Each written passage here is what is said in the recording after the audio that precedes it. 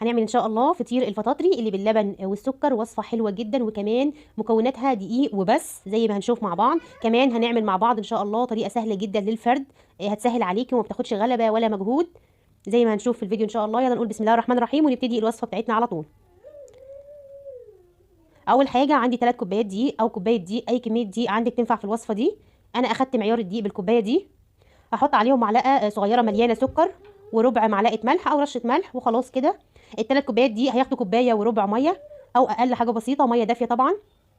انا حطيت كوبايه ميه على طول وهبتدي اعجن، وهجيب كده حوالي او اقل من ربع كوبايه جنبي لو احتجت ميه تاني، لان احنا هنا عايزين العجينه تخينه او سميكه مش طريه علشان تكون سهله في الفرد وما تلزقش معايا. انا احتاجت رشه ميه بسيطه وكده خلاص، مش هحتاج ميه تاني، والميه تكون دافيه علشان برضو تسهل العجن. وهبتدي اعجن في العجينه. لازم نعجن في العجينه على الاقل 5 دقائق علشان تكون حلوه معايا وما بتلزقش بالشكل ده. وكمان مهم جدا في عجينه الفطير دي ان احنا نسيبها تستريح نص ساعه. وبعد كده بعد ما سيبناها تستريح نص ساعه هبتدي اقطعها. هعملها انا هنا 5 كور او 5 فطاير. هرش دقيق الاول وبعد كده هحط الكور بتاعتي وهسيبها برضو تستريح حوالي ربع ساعه، وبعد كده ابتدي افرد. راحه العجينه بتخلي الفرد سهل جدا.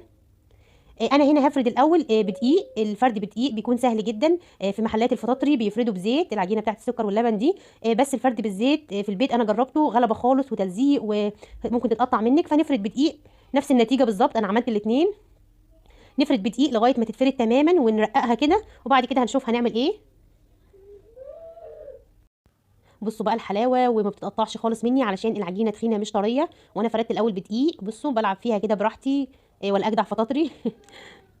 هفرد بقى كويس جدا اهو لغايه ما ارققها خالص علشان تكون مورقه معايا وما تكونش معجنه من جوه. هنعمل بقى ايه اللي زي الفطاطر بالظبط. دلوقتي هجيب معلقه زيت كبيره او غطا زيت بالشكل ده، بس اهم حاجه يكون زيت نوع نضيف. وهفرده كده على الفطيره من فوق، وانا بفرده افرد كمان في الفطيره وارقق فيها اكتر. الزيت ده بيخلي الفطيره مورقه من جوه اهو. كمان بيسهل معايا المرحله النهائيه بتاعه الفرد.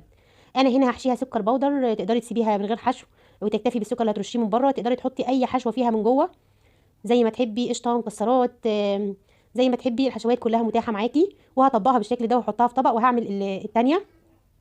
انا هخلص كل الكميه، ولو عايزه تقلي على طول طبعا عادي، بس انا هخلص كل الكميه. ادي التانيه فردتها على طول. بصوا ما شاء الله، وبلعب فيها كده براحتي. المعجنات في الشتاء جميله جدا وبتدفي كده وبتفرح الاولاد. افرد بقى فيها براحتي وارققها. دي مش هحشيها، هسيبها من جوه كده ساده برضو. غطا الزيت او معلقه الزيت الكبيره بتخلي الفطيره مورقه جدا عن تجربه طبعا. انا كنت فردت قبل كده بالزيت بس كان متعب جدا ومرهق، لكن كده احنا بنفرد بدقيق لغايه ما مرحله كده خلاص اتفردت معايا. هكمل بقى بالزيت بالشكل ده بكل سهوله. وبعد كده اطبقها التطبيقه المعتاده. دي مش هحشيها من جوه. لو هحط الفطير على بعضه منساش رشه دقيق بين كل واحده والتانيه، مهم جدا علشان ما يلزقوش. نيجي بقى نقلي. انا خلاص خلصت كل الكميه. هجيب الطاسه بتاعتي اللي انا هقلي فيها، ومش هحط زيت كتير زي البطاطس، لا يا دوب بس في قعر الطاسه عشان تاخد لون بسرعه وما تلزقش مني.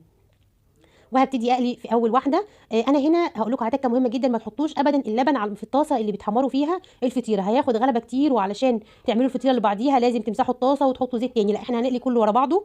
كل اللي هنعمله هنطلع بس اول ما تتحمر الفطيره هوريها لكم. هنطلعها على مناديل مطبخ يا دوب كام ثانيه بس تصفي الزيت، بواقي الزيت اللي فيها. بصوا لونها جميل ازاي. وبعد كده هنشوف هنعمل فيها ايه على طول وهي سخنه. لازم وهي سخنه نرش السكر البودر ونحط اللبن. هوريكم نحط اللبن ازاي. بصوا ما شاء الله خلاص خدت اللون واستوت من جوه. هشيلها واحط اللي بعديها. بعد ما حطيتها شويه على مناديل مطبخ صفت الزيت اللي فيها وهي سخنه على طول، هرش السكر البودر عليها. وبعد كده هنزل عليها باللبن كام معلقه لبن كده على الناحيتين. هتتشرب اللبن. هنشوف مع بعض هتتشرب اللبن ازاي. بصوا وهي سخنه على طول. ما احطش ابدا في الطاسه اللي بقلي فيها اللبن اهو بالشكل ده.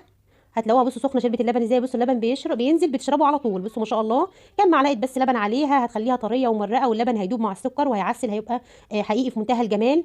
وبكل سهوله عملنا فطير الفطاطري اللي بالسكر واللبن في البيت. الفطاير دول انا ما حطيتش عليهم لبن، حطيت عليهم سكر بس. بصوا الشكل عامل ازاي ومرقه ازاي من جوه وطعمهم جميل. بدقيق بس عملنا احلى فطير في الشتاء بقى يدفي وطعمه لذيذ قوي. بصوا اللي باللبن بجد روعه. لازم تجربوها وانتظروني في وصفات كتير وتكات اكتر. والسلام عليكم ورحمه الله وبركاته.